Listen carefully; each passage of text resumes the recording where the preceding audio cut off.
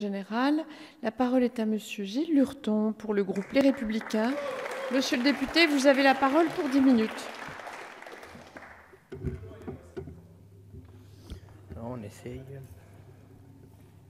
Merci Madame la Présidente, Monsieur le Ministre, Monsieur le rapporteur, mes chers collègues. Je tiens à remercier notre collègue Aurélien Pradié pour avoir permis l'inscription de cette proposition de loi dans la niche des Républicains aujourd'hui et je suis fier d'avoir contribué à ce travail que nous avons mené conjointement. Fier parce que nous traitons aujourd'hui d'un sujet qui touche à l'humain, un sujet qui doit tous nous mobiliser bien au-delà de nos appartenances politiques, un sujet sur lequel nous devons dès maintenant débattre sur le fond, tous ensemble, trouver les meilleures solutions. Car mes chers collègues, notre société, c'est un patrimoine commun. Et par naissance ou par les aléas de la vie, certains d'entre nous peuvent porter une blessure. Où est-il écrit dans les textes qui régissent notre pays que ces personnes doivent être exclues de notre patrimoine commun? Elles ne le sont pas. Elles ne doivent pas l'être. Ces personnes qui portent une blessure, elles doivent être pleinement incluses dans la maison.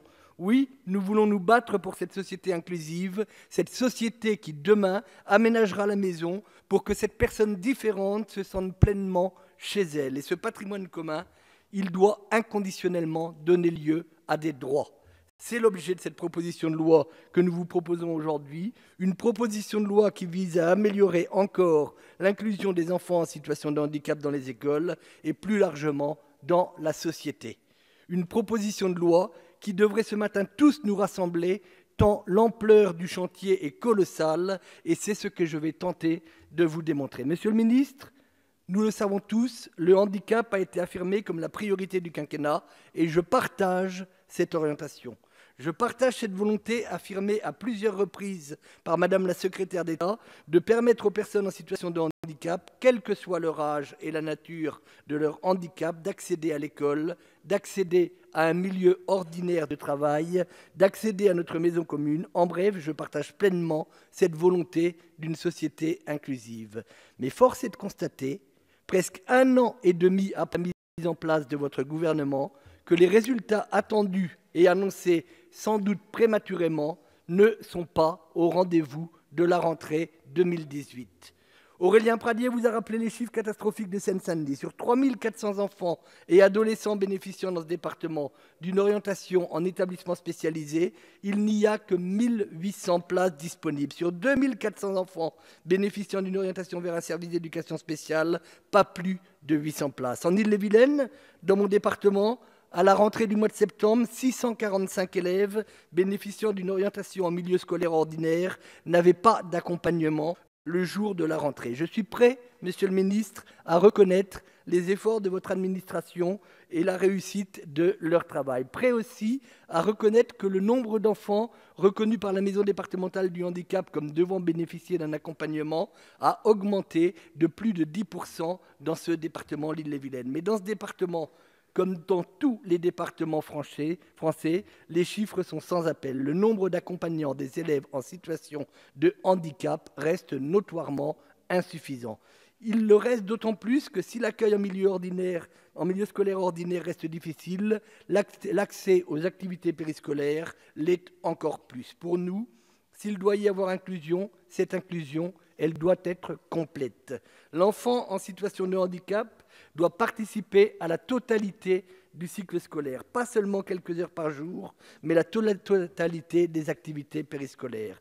Oui, l'inclusion, c'est aussi permettre aux enfants en situation de handicap de manger à la cantine et d'être accompagnés pour cela. Oui, l'inclusion, c'est aussi leur permettre de participer aux sorties et voyages scolaires avec les autres enfants, de participer aussi aux activités sportives. C'est la condition de l'intégration. Madame Cluzel nous l'a d'ailleurs rappelé à plusieurs reprises et la Cour administrative d'appel de Nantes, dans un arrêt du lundi 25 juin 2018, ne s'y est pas trompée. Elle qui considère clairement que la prise en charge par l'État des accompagnants des élèves en situation de handicap n'est pas limitée au temps d'intervention pendant le temps scolaire et que l'accès aux activités périscolaires apparaît comme une composante nécessaire de la prise en charge de l'enfant. Demain, aucun directeur des services académiques de l'éducation nationale placé sous votre autorité, Monsieur le Ministre, n'est en mesure d'assumer cela. Alors, face à ces situations souvent dramatiques, d'absence de moyens pour accueillir les enfants et adolescents en situation de handicap à l'école, face aussi au manque de place en établissements spécialisés pour ceux dont nous savons qu'ils ne pourront sans doute jamais accéder à un milieu ordinaire. Pire encore, face à cet abandon du gouvernement de ces établissements au profit du tout inclusif, nous sommes confrontés à des situations terribles dans nos circonscriptions. Des situations de parents qui se sentent abandonnés, des séparations de couples, l'envoi scandaleux d'enfants loin de leur domicile jusqu'en Belgique faute de solution, des mamans qui doivent souvent arrêter de travailler, perdant du même coup tous leurs droits acquis et j'en passe. Face à de telles situations, nous voyons aussi des initiatives extraordinaires de parents qui s'unissent entre eux pour apporter un peu de bonheur à leurs enfants, leur créer de nouveaux réseaux d'amitié avec d'autres enfants handicapés. Mais ces moments dont j'ai été témoin sont précaires et loin d'une véritable politique inclusive. Monsieur le ministre, je ne vous reproche pas d'avoir pu tout faire en un an. Je comprends parfaitement que l'ampleur du travail rend cet objectif impossible. Mais ce que je vous reproche, c'est d'avoir laissé croire aux parents qu'ils pourraient bénéficier d'une solution pour leurs enfants dès cette rentrée. En faisant cela, vous avez créé encore plus de désespoir. Et si je vous dis cela, si vous êtes aujourd'hui confrontés à de telles difficultés, c'est parce que nous pensons que l'école inclusive, elle ne se décrète pas. Cette école inclusive, elle ne sera possible que si, et seulement si, les compensations évaluées et avec la qualité requise sont mises à la disposition des enfants en situation de handicap. Elle ne sera possible que si nous acceptons qu'il ne s'agit pas d'inclure dans un système tel quel, mais de transformer le système en profondeur afin qu'il devienne lui-même inclusif. Oui, monsieur le ministre, pour que l'école soit inclusive, il ne suffit pas d'agir sur l'enfant, il faut également agir sur les systèmes de droit commun qui les accueillent, faute de quoi le système vacille et devient maltraitant pour les enfants handicapés, pour les milieux d'accueil et notamment pour les enseignants qui n'ont pas forcément reçu la formation nécessaire à cet accueil, une formation qui permette aussi aux accompagnants de s'adapter à tous les types de handicap et à tous les niveaux scolaires. Un élève Asperger en terminale S ne nécessite pas le même accompagnement qu'un enfant non-voyant en première année de maternelle. Pourtant, aujourd'hui, le même AESH peut se retrouver à accompagner l'un comme l'autre. Aujourd'hui, quand nous pensons adaptation de l'école au handicap, nous pensons encore trop souvent à l'adaptation des bâtiments et aux aménagements à réaliser pour les rendre accessibles. C'est un premier pas indispensable et rendu obligatoire par la loi, mais il est loin d'être suffisant. Et c'est pour vous proposer des solutions à toutes ces insuffisances que nous vous présentons ce matin cette proposition de loi qui vise à mettre fin au malaise qui règne chez les professionnels qui accompagnent les élèves en situation de handicap et qui rendent l'école plus inclusive.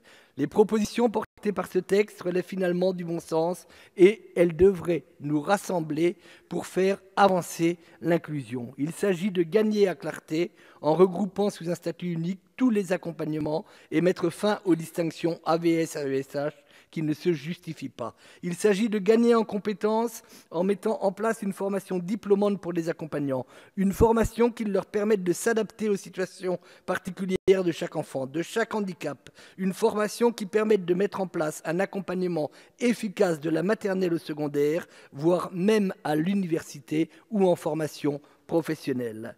Il s'agit d'offrir à tous les enfants pendant le temps scolaire et pendant tous les temps de leur vie en dehors de leur domicile, l'accompagnement adapté à leurs besoins.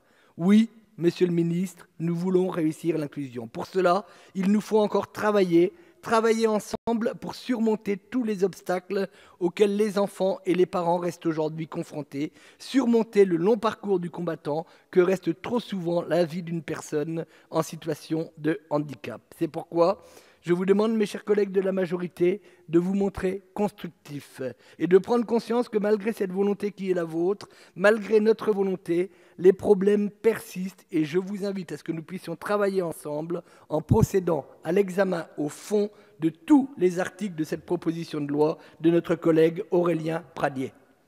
Merci, monsieur le député. La parole est à